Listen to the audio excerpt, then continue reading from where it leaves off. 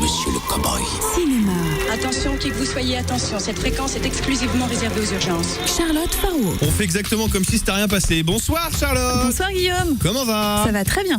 De très bonne humeur. D'accord, très bien. Voilà, je t'en moque, mais je te le dis quand même. Non, je dirais pas ça. Si en fait, 18h16, on est parti Charlotte. Chaque jour, c'est un plaisir, enfin chaque semaine surtout, c'est le plaisir de te retrouver afin de parler ensemble. On fait un petit bout de chemin pour parler de cinéma, n'est-il pas? Peu de sorties cette semaine et pour cause, un jeune Québécois primé à Cannes signe son grand retour, de quoi éclipser bien d'autres longs métrages. Xavier Dolan, son nom est partout, difficile de passer à côté de la sortie de Mommy. Son 5e long métrage a tout juste 25 ans. Le réalisateur québécois explore une nouvelle fois la relation sur le fil qu'entretiennent parfois mère et fils. Dans Mommy, une veuve monoparentale hérite de la garde de son fils, un adolescent profondément turbulent. Ensemble, ils tentent de joindre les deux bouts, notamment grâce à l'aide inattendue de la mystérieuse voisine d'en face, Kayla. Ouvrez grand vos oreilles du discours de Xavier Dolan à Cannes à la bande-annonce du film Il n'y a qu'un pas. The jury prize goes to Mommy by Xavier Dolan. Je veux profiter de cette tribune pour m'adresser à ma génération. En bref, je pense que tout est possible à qui rêve, ose, travaille et n'abandonne jamais.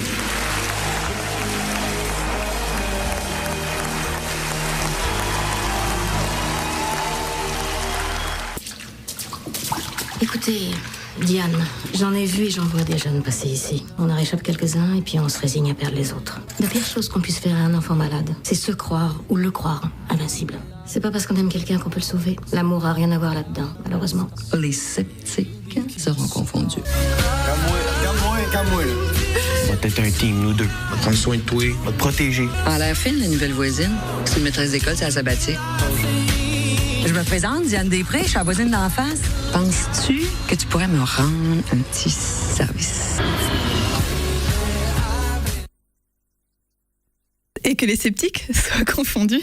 Alors on a déjà vu Anne Torvald dans des films de Dolan, J'ai tué ma mère, Les amours imaginaires et même Laurence Anyway. Mais dans Mommy, l'actrice québécoise explose tout. Excentrique, un peu folle, sans manière, Diane est en même temps vêtue de fragilité.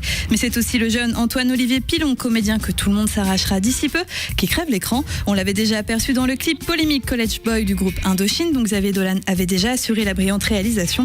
Mais outre des acteurs exceptionnels, la mise en scène atteint ici une maturité impressionnante. Le jeune cinéaste persiste à vouloir coupler l'image et la bande-son pour donner un corps sensoriel au script. Ce qui pouvait gêner autrefois dans ces films que l'on pourra désormais qualifier de jeunes devient ici un atout évident et propulse le résultat très loin dans les émotions. Un film davantage grand public que les précédents. Rappelons-le, on l'évoquait, Mommy avait remporté le prix du jury au dernier festival de Cannes ex-aequo avec Adieu au langage du quasi légendaire Jean-Luc Godard. Le film a d'ores et déjà dépassé le million d'entrées au Canada 2 semaines après sa sortie. Mommy représentera enfin le Canada dans la course à l'Oscar du meilleur film en langue étrangère. Chronique d'un succès largement mérité et assuré. On pourrait en parler des heures de ce film et même ne rien dire. La morale de fin serait la même. Courez aller voir Mommy. Film marquant de ce mercredi également en salle, Gone Girl du légendaire David Fincher. Réalisateur des peu connus à vos oreilles, Seven, The Social Network ou autre Fight Club, David Fincher revient avec un thriller qui s'annonce à la hauteur de ses films précédents. Adaptation du roman éponyme de Gillian Flynn paru en France en août 2012 sous le nom Les Apparences. Gone Girl raconte les conséquences de la disparition d'Amy Dune, interprétée par Rosamund Pike, sur son mari Nick Ben Affleck le jour de leur 5e anniversaire de mariage. Je vais vous guider comme si vous déposiez. Ce qu'il faut dire, ce qu'il ne faut pas dire. Un singe savant. Un singe savant qui échappe à la peine de mort. Elle ne fera de vous qu'une bouchée. Vous l'avez agressé? C'est pas assez bien pour toi? Agressé? C'est encore pire que ça. Absolument pas. Je l'ai jamais touché. Nous pensons que Nick est impliqué dans la disparition de notre fille. Sans cadavre, sans arme du crime, leur seul espoir serait un aveu. Vous n'avez aucune nouvelle? Répondez-moi franchement. Comment était votre mariage? Vous êtes en train de me demander si j'ai tué ma femme? L'homme de mes rêves, qui partage ma vie, pourrait me tuer. Et ma version de l'histoire? Cet homme-là pourrait me tuer. Ses propres mots. Cet homme-là pourrait véritablement me tuer. Vous connaissez l'expression, les bonnes réponses sont souvent les plus simples. Honnêtement, pour moi, ça n'a jamais été une vérité. Après avoir vu ce film, 15 millions d'Américains vont divorcer. C'est ainsi que David Fincher parle de son dernier long métrage de manière implacable, avec toujours une longueur d'avance sur tout le monde. Fincher tisse sa toile d'araignée pour nous piéger et ausculte la sublime destruction d'un couple hollywoodien de la flamme à la fumée.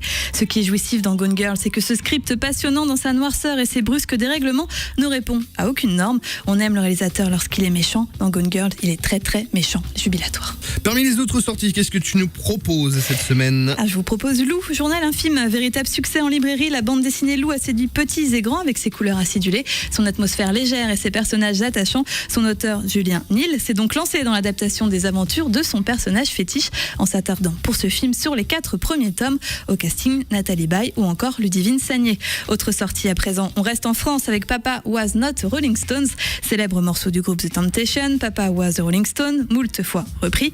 Le film est adapté du roman autobiographique du même nom de Sylvie Ohaillon, un film drôle et enthousiasmant sur une jeunesse des banlieues souvent mise de côté, mais qui garde des étoiles plein les yeux et une rage de vivre tenace. Enfin, Chucky, la poupée de l'horreur, a une pote, comme quoi, une copine qui s'appelle Annabelle et elle fait peur. Oh, j'ai vu la bande-annonce, ça fait peur déjà. John. Moi, il m'en faut peu. Pour être heureux, pour avoir peur, pardon. John.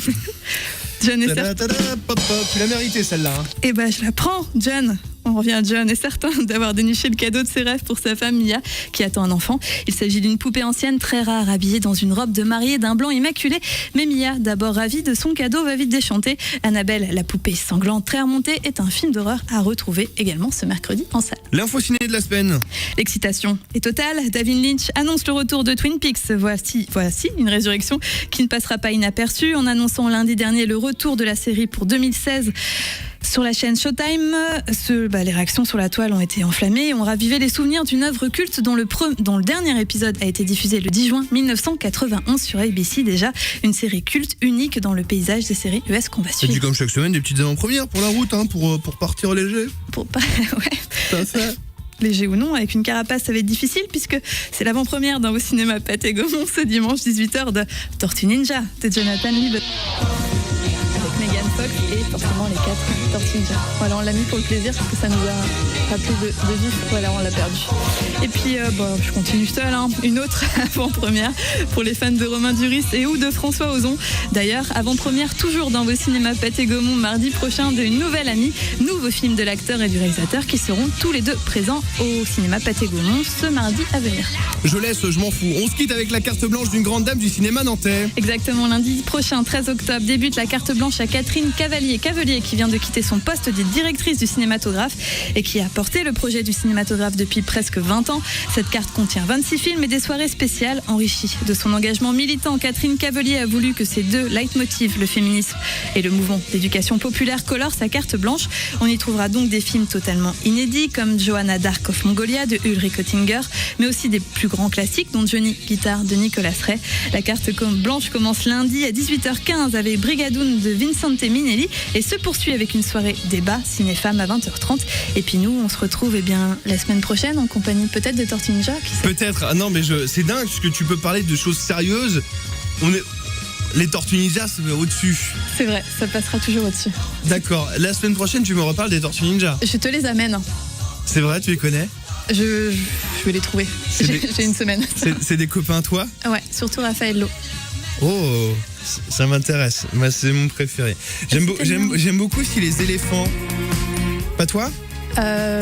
Si. T'as pas un film d'éléphant ? Un film d'éléphant. Parce qu'on pourrait passer à la chanson qu'on va écouter maintenant. J'ai un bar avec un éléphant, mais un film. Là, c'est le groupe Éléphant. Collectif Mon Amour sur Sun. Allez, salut.